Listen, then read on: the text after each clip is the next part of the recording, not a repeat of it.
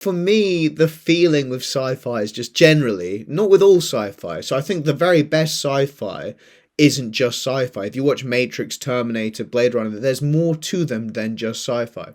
Pure sci-fi, I'm not actually that big a fan of. I think it's very cold.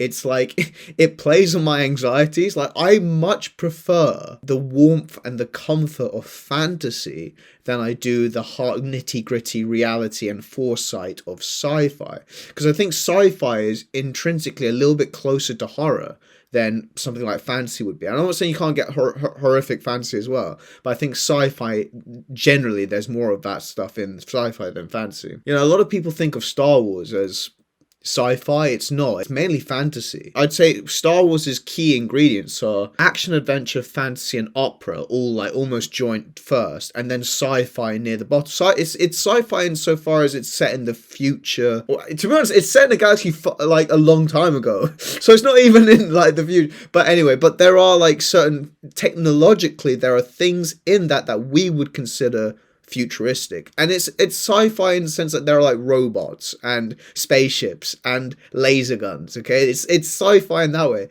but otherwise it's not really sci-fi. Sci-fi is traditionally about like forewarning about what could go wrong, and it's usually quite like prangy. Like I don't like how it feels. Like some people might call me a kid for liking fantasy, like but that's just it's like fantasy is more like comfort food. Sci-fi is more like this is what could go wrong. And in creating the tragedy of Prince Faisal, it's more fantasy, action, adventure, epic, and operatic because there's music in it as well than it is sci-fi. And there are elements of sci-fi in it, but yeah, it's not really. Some of my other stories are more sci-fi-y, as you'll see later.